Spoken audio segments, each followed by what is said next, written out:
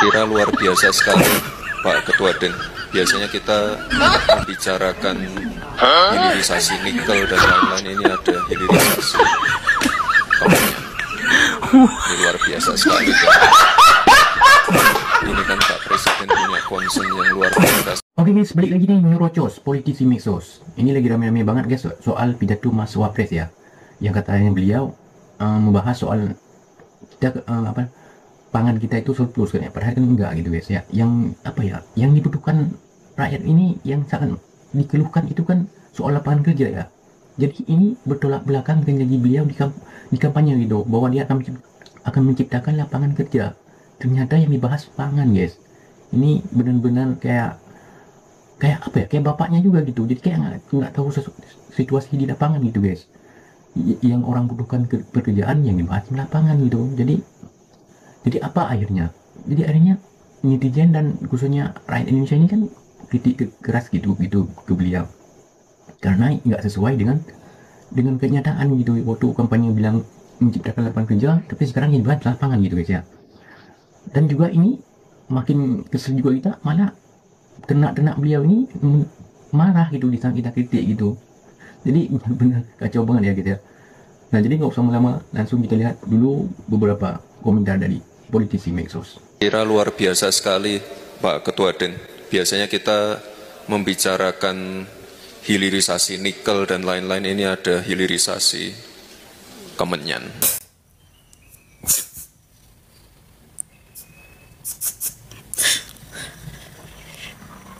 Hilirisasi Kemenyan anjing. Si wakil presiden kita bangga-banggakan soal tentang surplus pangan. Sebut bahwasan banyak negara lain itu belajar di Indonesia. Katanya sih mereka sering mengeluh karena krisis pangan. Tapi di Indonesia itu surplus pangan. Nah, saran saya nih Pak, jangan berbicara soal tentang pangan-pangan dulu. Tapi tepati janjimu. Dulu Anda menjanjikan bahwasannya 19 juta lapangan pekerjaan.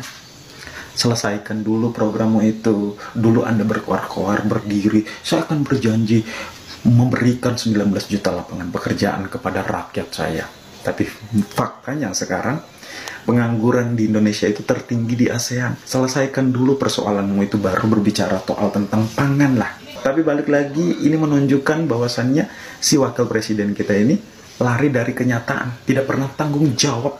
Banyak kepala-kepala negara yang berkunjung ke istana, mengunjungi saya, Pak Presiden, semuanya mengeluh masalah pangan.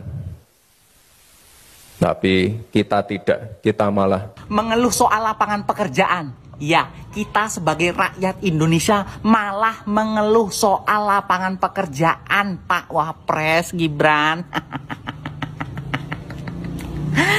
Duh, gimana sih Mas Wapres ini, katanya waktu kampanye dulu menjanjikan 19 juta lapangan pekerjaan. Mana buktinya?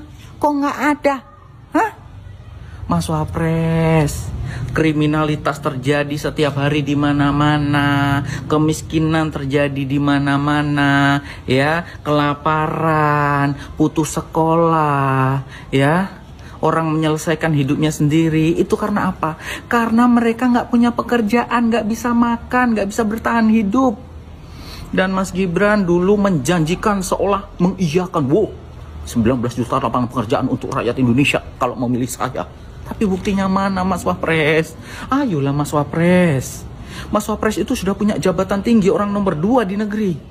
Tolonglah, ayo wujudkan janji-janjinya, jangan hanya omong-omong doang. Kasihan rakyat yang berharap. Dulu rakyat mencoblos Pak Prabowo dan Mas Gibran dengan harapan apa? Oh iya, kalau Pak Prabowo dan Mas Gibran jadi, kita bisa kerja karena dijanjikan 19 juta lapangan pekerjaan. Begitu. Kalau sudah jadi, kok lupa sama janjinya? Ayolah Mas Wapres, tolong Mas Wapres. Kasihan rakyat Indonesia, turun ke bawah. Ya lihat, banyak orang menderita, banyak orang susah. Karena apa? Nggak ada lapangan pekerjaan. Kriminalitas akan semakin tinggi kalau semakin banyak pengangguran Mas Wapres. Ini bukan main-main. Ini serius Mas Wapres. Ayolah Mas Wapres. Hah? Masa cuman ya pidato-pidato gitu-gitu aja, nggak ada konkretnya ya? Aduh, teruskanlah komen kalian tentang Mas Gibran. Komen. Apa terserah, komen apa enak. Ya ya? Hah? HP saya. Salam demokrasi. Aku cuma mau ngingetin, kepala negara dari negara lain sudah menyampaikan keluhannya kepada Anda, Saudara Wakil Presiden negara Indonesia. Sekarang giliran saya, selaku kepala negara dari negara Konoha, ingin menyampaikan keluhan saya dari negara kami Konoha. Yang pertama, di negara kami Konoha telah terjadi intervensi hukum, di mana Mahkamah Konstitusi, Mahkamah Hukum telah diacak-acak dan menjadikan anak dari mantan presiden negara Konoha menjadi wakil presiden. Keluhan yang kedua dari saya selaku kepala negara Konoha mengenai penetapan mantan presiden kami negara Konoha oleh organisasi tingkat dunia yaitu OCCRP sebagai mantan kepala negara atau presiden negara Konoha yang terkorup nomor 2 di dunia. Artinya mantan presiden negara kami, negara Konoha, yang melakukan korupsi yang luar biasa nomor 2 di dunia. Kemudian yang ketiga, keluhan saya selaku kepala negara dari Konoha mengenai mantan presiden negara kami Konoha, di mana adanya dugaan mengenai ijazah palsu dia, jadi prosesnya sedang dilakukan di pengadilan kami. Demikian keluhan saya selaku kepala negara Konoha yang saya sampaikan dengan segala hormat kepada Anda selaku Wakil Presiden negara Indonesia. Semoga negara kami Konoha bisa lebih baik dari sekarang ini. Inilah kalau demokrasi sudah berubah menjadi demokrasi. Gibran tuh bilang banyak kepala negara mengeluh soal ketahanan pangan, kita malah surplus. Bohong. Dalam istilah ketahanan pangan, negara kita hanya cukup dalam jangka waktu 21 hari dalam kondisi krisis atau perang. Coba kita bandingkan pada Cina. Cina itu mempunyai cadangan pangan selama 2 tahun dalam kondisi perang. Kita lihat lagi ke Thailand. Thailand mempunyai cadangan pangan selama 200 hari untuk menghidupi masyarakatnya. Kita yang tiap hari slogannya pembangunan, membabat hutan untuk ketahanan pangan, ujungnya apa?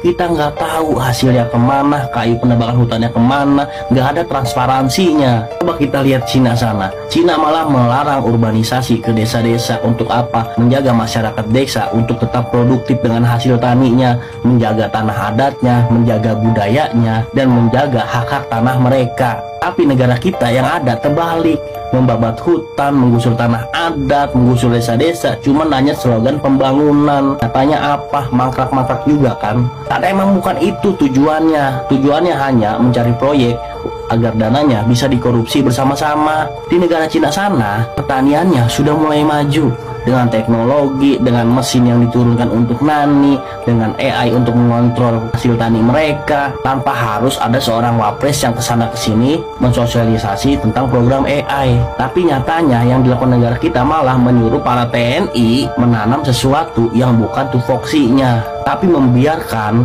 perbatasan-perbatasan laut kita bobolan dan nelayan-nelayan kita tersiksa. Nah, setiap hari ikan-ikan kita dicuri oleh nelayan-nelayan asing. Karena TNI-nya lebih fokus menanam dengan dalil ketahanan pangan. Jangan pernah berharap negara ini akan maju di 2045 kalau pemainnya masih dia-dia juga. Bahlil, Airlangga, Julhas, kroni-kroninya Luhut disertai jahitan. Jangan pernah berharap, karena yang dimainkan adalah masalah lama, pola lama, dan penyelesaian yang lama. Kalau emang negara ini mau maju, bersihkan dulu pemain-pemainnya, ganti orang-orangnya, baru negara kita bisa maju. Makan racun sianida ternak Mulyono. Jadi ternak Mulyono itu, ya, semalam ku bilang ada di Komal ini dengar ya. Waktu naik ku tanya, pilihan kalau jadi ternak Mulyono, kalau aku bawa broti sama selang, mana kalian pilih? Ku bilang. Ada pula yang jawab, itu lagi gilanya ternak Mulyono nih, nggak ngerti dia, aku tanya. Aku pilih selang bang, katanya. Oh, kau pilih selang, gue bilang. Boleh juga, aku bilang. Cuma selangnya untuk apa bang? Ditanyanya pula, katanya.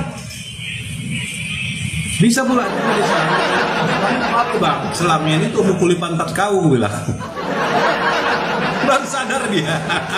Itulah gilanya ternak Mulyono nih, nggak paham dia. Aku bilang sama dia, aku kalau jumpa bawa 2 benda, aku bilang, roti 34 sama selang, aku bilang, kau pilih yang mana? Aku bilang. Dia serius nanggapinya, dia nanya gini, dia jawab, bang aku pilih selang katanya.